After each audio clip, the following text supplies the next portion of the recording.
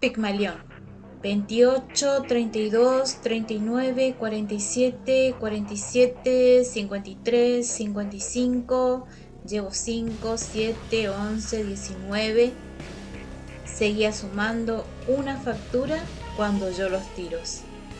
Sonaron secos, duros, apagados por las alfombras y las paredes.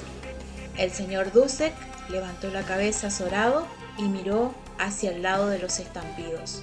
Durante un instante quedó inmóvil y luego se lanzó hacia afuera. Tomó por el corredor, atravesó dos salas pequeñas y llegó al salón grande, del frente. A esa hora, con las luces apagadas, con la puerta de calle entornada, todo estaba en la penumbra. Alcanzó a divisar un bulto caído en el suelo y le llegó a las narices el olor de la pólvora. En la sala no había nadie y la quietud del ambiente hace el cuadro más impresionante aún. Con ojos desorbitados, el señor Dussek se acercó al bulto. Era el de un hombre de edad madura, caído de costado. En la alfombra comenzaba a ensancharse una mancha oscura. Abrió la cancela de vidrio, corrió por el corto zaguán que daba hacia la calle, abrió la puerta y se lanzó despavorido por la vereda, en busca de un agente de policía. Algunos transeúntes lo miraron, aunque un hombre corriendo por la calle no les llamó mucho la atención. Con ademanes desordenados y gritos histéricos, llamó al vigilante de la esquina. ¡Venga, venga!, gritaba, agitando los brazos. ¡Han matado a un hombre! El vigilante se dio vuelta y lo miró. Luego se acercó. Echaron a correr por la vereda y llegaron a la casa. Instintivamente, el vigilante echó mano al silbato y tocó la pitada de auxilio. A esa hora, con el bullicio del tránsito, era muy improbable que algún otro agente la oyera. Lo único que consiguió fue que la gente se arremolinara. Luego entraron. El vigilante se dirigió al bulto que yacía en el suelo. Le dio vuelta y lo examinó rápidamente. El hombre estaba exánime y las manchas rojas de las ropas y del suelo se hacían cada vez más grandes. Luego llamó por teléfono a la comisaría y a la asistencia pública. Algunos curiosos se asomaban ya por la cancela. El agente los echó con dureza y se plantó delante de ella. Por el momento no había más que esperar. El señor Dussek no sabía qué hacer. Se paseaba por el salón, entre los bustos, las cabezas, se detenía delante del muerto o del herido, vaya uno a saber. Luego volvía a reanudar la marcha con todo el aspecto de un loco. Hasta el pelo se le había desordenado. Ese largo mechón cuidadosamente engominado quedaba zigzag por su cabeza, tratando inútilmente de ocultar la calva.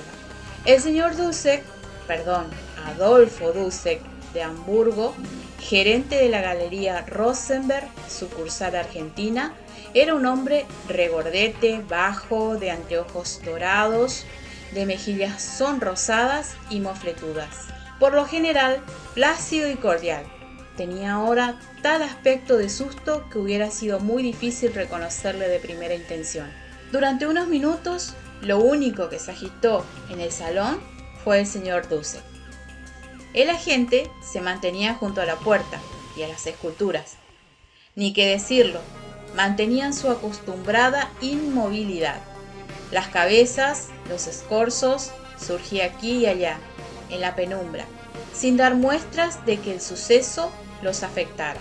Hasta la estatua, que estaba en el centro del salón, una hermosa figura de muchacha, miraba hacia lo lejos, sin dignarse bajar los ojos hacia el bulto que yacía a sus pies. Algunos oficiales de policía irrumpieron en el salón. Mandaron a la gente que se apostara en la puerta de calle y se dirigieron hacia el bulto. Lo examinaron de cerca, sin decir palabra. Casi simultáneamente sonó en la calle la sirena de la asistencia pública. Entraron dos hombres con guardapolvos. Uno de ellos dio vuelta al bulto, le levantó la cabeza, le alzó un párpado. Luego le tomó el pulso y puso el oído en el pecho. «Está muerto», dijo. «No hay nada que hacer». Cubrieron al muerto con una sábana y se pusieron a esperar al juez de instrucción. Los oficiales de policía se llevaron adentro al señor Dusek y empezaron a interrogarlo. Este dijo que, como de costumbre, a eso de las 12:30, había apagado las luces del salón y entornado la puerta. A esa hora se cerraba la galería hasta las 15:30, en que volvía a abrirse. Luego se había puesto a ordenar unas cuentas en su escritorio cuando oyó los tiros. No había visto a nadie, ni había oído que alguien hubiera entrado o salido. Como él estaba todavía dentro, no había creído necesario cerrar con llave la puerta de la calle. Le dijeron al señor Dusek que estaba detenido y, a decir verdad, por el aspecto despavorido que presentaba, parecía el asesino. Fue palpado de armas y llevado a la comisaría por un agente. Lo difícil fue poder salir. A esa hora, transitar por la calle Florida, un mundo de gente, y ya toda la cuadra parecía el centro de una manifestación política. A duras penas pudo el señor Dusek ser sacado y subido a un auto de la policía. Poco después, por orden del juez de instrucción, el bulto fue llevado en una camilla hasta la ambulancia. La policía inició un minucioso registro del local. Hasta los bustos y los cuerpos fueron levantados de sus pedestales y examinados por dentro. Pero inútilmente se buscó el arma. La pesquisa más cuidadosa no dio resultado alguno. Solo se hallaron objetos personales del señor Dusek, algunos no muy recomendables, pero como no hacen al caso, no es menester detallarlos. 3 artistas exponían sus obras en ese momento en la Galería Rosenberg. En las 2 salas interiores, un paisajista y un grabador. En la sala grande del frente, el escultor Bronzini exponía cabezas, algunos estudios, torsos y 3 figuras del tamaño natural. Todo esto fue revuelto, como ya dijimos, y puesto patas para arriba, pero nada se pudo hallar. La identificación del muerto se hizo inmediatamente. No solo llevaba consigo su cédula, sino también tarjetas y cantidad de documentos personales. Resultó ser una persona sumamente conocida en el mundo de los negocios y de las finanzas, el señor Luis Milani, director de la compañía de seguros La Mutual. Pudo también reconstruirse perfectamente el empleo que había hecho el señor Milani, del que debía ser el último día de su vida. Estuvo en su despacho toda la mañana, atendiendo a los asuntos de rutina de la compañía. A eso de las 11:30 recibió un llamado telefónico de su amigo Carlos Paglioretti. La telefonista le reconoció la voz, diciéndole que estaba con 2 amigos en el grill del Plaza y que se reuniera con ellos para tomar algo y conversar. El director resolvió rápidamente algunas cuestiones y cerró con llave los cajones de su escritorio. Dio órdenes a su secretaria y le dijo que volvería a eso de las 3. Después salió. Momentos después llegaba al Plaza. Buscó a su amigo y lo encontró conversando animadamente con los otros, alrededor de una mesa. Paglioretti los presentó. Milani estuvo cordial con todos. No solo conocía a aquel del tiempo atrás, sino que en ese momento lo necesitaba como agente de enlace o algo así. No podía decirse que la Mutual anduviera mal o que se encontrara en dificultades. Los negocios se mantenían firmes, pero el rubro de los seguros se mostraba cada día más incierto. Existía la perspectiva de una crisis o de que el gobierno, como lo habían anunciado varias veces, oficializara las compañías y se hiciera cargo de los seguros en todo el país. El plan que Milani quería llevar a la práctica consistía en derivar hacia la capitalización o la financiación de construcciones colectivas. Pero para ello necesitaba nuevos capitales y aquí entraba el taller de Paglioretti. Aunque durante la tertulia no se habló para nada de negocios, Milani tuvo la clara impresión de que los otros 2 tenían alguna relación oculta con la gestión en que estaba empeñado. Su aspecto no le resultó grato. Uno de ellos, Rigoli. Milani no entendió bien. Era un hombre pequeño, vestido con llamativa elegancia, de una insoportable vulgaridad, que denunciaba a la legua al advenedizo, al recién subido. El otro era un chinazo gordo, callado, no acostumbraba todavía a su traje nuevo, a quien Paglioretti dio un nombre ridículo, Crisanto Rodríguez o algo por el estilo. Conversaron de bueyes perdidos y a eso de las 2:30 Milani se despidió. Después de convenir a entrevistarse nuevamente con ellos, salió de la plaza y tomó por Florida para ir a almorzar al Jockey. Al pasar frente a la Galería Rosenberg, vio en el cartel el nombre de Bronzino y se acordó que tenía interés en ver sus esculturas.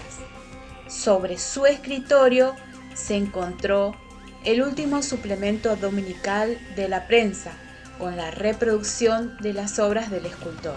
La puerta estaba entornada. La empujó y entró, despacio. Un chico que estaba parado enfrente declaró después que había visto salir un hombre vestido de gris o de oscuro. No recordaba bien. Que había caminado deprisa por Florida y doblado por Paraguay, hacia el río. Los tres contertulios se quedaron en el grill. Después, Paglioretti se despidió. Dijo que era el cumpleaños de su mujer y que tenía que ir a almorzar a su casa. Los otros, después de un rato, también salieron y tomaron por Florida. Al acercarse a la Galería Rosenberg, advirtieron el gentío y tomaron prudentemente por la vereda de enfrente. De la galería sacaban una camilla y la metían en una ambulancia. Varios agentes de policía contenían al público. Lo que desde el principio confundió a la policía no fue tanto la falta de pistas para dar con el asesino, como la abundancia de estas. Cada detalle suministró el hilo de una pesquisa y hubo que hacer innumerables averiguaciones, pero todas ellas condujeron a una vía muerta. Quien más indicios procuró fue el propio Milani. Una somera indignación de su vida dio detalles interesantes. Por lo pronto, se supo que tenía 2 casas y en cada una de ellas mujer e hijos, que ninguna relación tenían entre sí. El suceso dio motivo a que se conocieran e intimaran. Las 2 viudas, llamémosla así, se unieron en la desgracia y se ofrecieron para coadyuvar en la pesquisa, pero poco es lo que pudieron aportar. Salió también a relucir una aliación anterior con una mujer del ambiente artístico, pero ya había muerto y poco o nada se sacó de ello. Cuando se revisaron los cajones de su escritorio, la caja de hierro y la del banco, se reunió un material que hubiera sido muy interesante para un estilo de costumbres o de malas costumbres, pero nada que arrojara algo o alguna luz sobre el crimen. Los cajones de su escritorio fueron vaciados uno por uno y revisados por los pesquisas. Durante un momento, cierta fotografía de mujer estuvo peligrosamente cerca de la página en roto grabado de un suplemento dominical, pero los de la policía, por suerte, estuvieron demasiado atareados para constatar el extraordinario parecido de algunas figuras. Durante unos segundos, 2 reproducciones muy semejantes estuvieron una junto a otra, y un hombre corrió inminente peligro de pudrirse toda su vida en la cárcel. Pero el empleado hizo un montón de todos los papeles y los apiló a un costado del molde. Cada uno de estos papeles significó una maraña difícil de descifrar, y parecía que a cada momento se estaba sobre la pista del criminal. Pero todo, luego, se desvanecía como por encanto. Para colmo, los diarios mantenían pendiente al público acerca de la pesquisa y de las peripecias de la investigación. El tal Paglioretti también tuvo muy ocupada a la policía durante un tiempo. Para empezar, no pudo dar ninguna explicación satisfactoria de su reciente y cuantiosa fortuna. Por último, hubo de confesar que la debía a negocios, a especulaciones tortuosas y a negocios de agio en la bolsa negra. Sus relaciones turbias y nada recomendables con Milani parecieron por un tiempo orientar la indagación, pero Paglioretti pudo probar que se había retirado del plaza después de la hora del crimen y que no tenía nada que ver con él. Por otra parte, aunque Milani mantenía el control de la mayoría de las acciones de la Mutual y Paglioretti era su posible sucesor, este interés y esta rivalidad no pasó a ser una presunción en su contra. De allí no se pudo pasar. Los otros dos compinches tampoco salieron bien parados, aunque solo desde el punto de vista moral. La justicia les sacó los trapitos al sol, pero ellos lograron escapar de sus garfios. El tal Rigoli resultó un truán de opereta, aparentemente sospechoso, pero en el fondo un infeliz. No era más que el testaferro de Paglioretti para sus negocios sucios. El otro, Crisanto Rodríguez, resultó no ser más que un provinciano rico, dueño de vastísimos campos por el norte, atraído por el cebo de los negocios suntuosos. Otros muchos testigos desfilaron, el escultor Bronzini y los otros expositores, quienes poco es lo que pudieron decir acerca de la concurrencia a la exposición. El personal de la oficina, empleados, telefonistas, ascensoristas, porteros, etc. El personal de servicio, amigos y conocidos que no hicieron más que complicar las cosas sin aportar nada útil. Quedaba el pobre señor Dussek, que seguía detenido e incomunicado, en su calidad de casi testigo presencial del crimen. El señor Dussek revivió poco más o menos los días de sus pasadas andanzas con la Gestapo, pero nada se le pudo probar que indujera a sospechar la mínima relación con el crimen. Después de 2 meses de encierro, tuvo que ser puesto en libertad y sobreseído. Los diarios dejaron por fin de ocuparse del crimen y la policía, desorientada, confió en que el azar y el tiempo le trajeran al esclarecimiento deseado. El señor Dussek estaba en su escritorio arreglando papeles cuando oyó pasos en el corredor. Levantó la vista y se encontró con el escultor Bronzini. Se dieron cordialmente la mano. Venía a felicitarlo, le dijo este, por la feliz terminación de sus penurias. Nunca hemos dudado un minuto, ni yo ni todos los que lo conocemos, de que usted fuera inocente. El señor Dussek sonrió detrás de sus anteojos. Yo tampoco he dudado nunca, dijo, e invitó al escultor a sentarse. Pero han sido largos estos 2 meses, añadió, y quedó un rato en silencio, hablando de otra cosa. ¿Cómo le fue con su exposición? Magníficamente. Fue una romería. Todo el mundo quería ver la sala, no por los trabajos, claro está, sino por el crimen.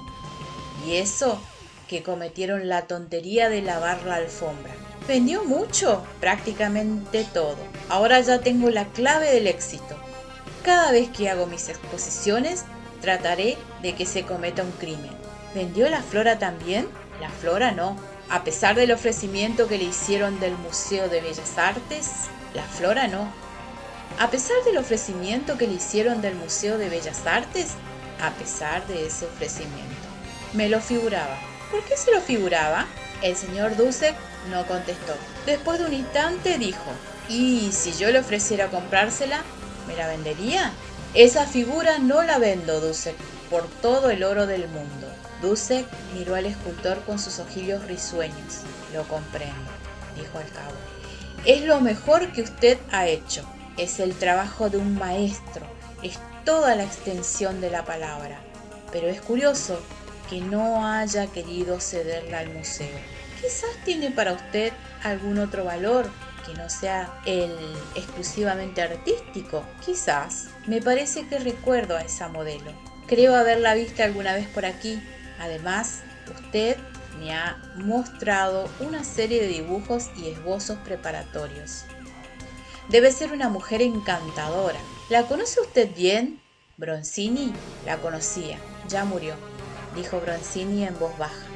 El señor Dussek siguió hablando como para sí. ¡Qué magnífica figura! Tengo aquí el recorte del suplemento donde salió reproducida y no me canso de contemplarla. La calidad del modelo, la vibración del busto bajo, el chal que lo cubre, la perfección de los brazos, la forma en que están equilibradas las líneas, todo me parece magistral. Buscó entre unos papeles y quedó mirando una figura. Con unos años menos, yo también me hubiera animado a cometer cualquier atrocidad por ella. ¿Qué quiere usted decir? Quiero decir, mi querido Bronzini, que yo también me he ocupado de este enigma y que tengo mis hipótesis, mi hipótesis particular sobre el criminal. ¿Cómo así? Dussek quedó un instante en silencio. Luego dijo en voz baja: en estos 2 meses de cárcel he meditado mucho sobre este suceso, un poco por matar horas perdidas, otro poco por instinto de salvación. Era el primer interesado en que el crimen se aclarara cuanto antes. ¿Y qué ha descubierto? Eran largas las horas en la celda, continuó Dussek sin contestar la pregunta. E infinidad de veces me he preguntado cómo y con qué fin pudo cometerse el crimen. No sabía nada de la víctima ni tenía noticias de su existencia, pero poco a poco he ido concretando una hipótesis. Bronzini lo miró interrogativo.